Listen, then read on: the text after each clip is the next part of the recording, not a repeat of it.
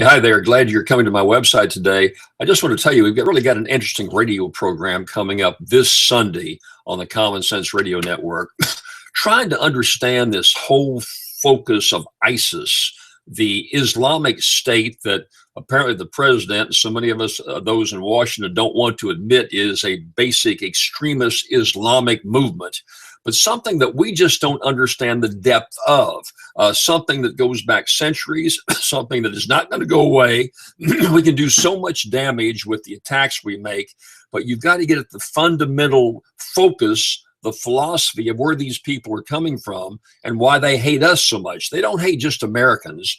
That's what is interesting to me. I thought it was more after 9/11, like Al Qaeda, the fact that they just hate Americans. We meddle in their part of the world. They want. Well, what you find is if you look into history and look into what's happening right now, ISIS and Al Qaeda are enemies. They don't get along. Al Qaeda, whatever you happen to call it, wasn't really for gaining territory. They just wanted to do damage. They wanted to get us out of that part of the world. And they were terrorists who would set off bombs, but didn't have barriers, didn't have boundaries. ISIS is in a systematic effort to regain the massive amount of land, the Byzantine Empire centered out of Istanbul, that was controlled back in the 7th century when Muhammad got the Quran from above, got it from God, and put down the basic precepts of what Islam was all about. And so this is an extremist group, a vicious terrorist group who are coming back to the 7th century and putting into place the rules, the laws, the dictates that were set down by Islam at that particular time. Now, a lot of it is very vicious. I mean, you're seeing some terrible things happening, the beheadings, the stonings to death for what are considered minor crimes. Now, look, we got to call it like it is. You go into the Old Testament, there's some very vicious attributes there about adultery, about robbery, cutting off your hands, stoning you, killing you, the death penalty for things you eat. So not being observant to your family. The Old Testament was very vicious, but we learned to evolve that. I think there was a consensus from Christians that this was a symbolic effort to move forward out of history. And as a consequence, you honored and you didn't have to go out and kill somebody. We've moved way beyond that, obviously, over century after century. What Islam is doing is saying, no, there is no evolving. What came down in the Quran is absolute dictate. It has to be followed to the letter of the law, and there's no wavering of any kind, absolutely no wavering.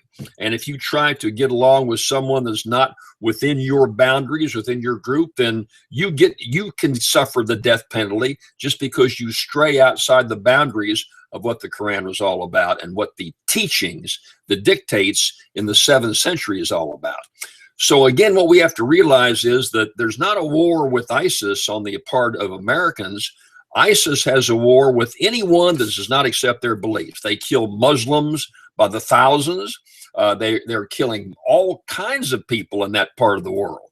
And so they go into Europe. They're going to look at America. We're just one of a whole prolifera of enemies to them. And their beliefs are so strong, they think there's going to be a second coming. They talk openly about the apocalypse. Jesus Christ, for example, is part of their teaching.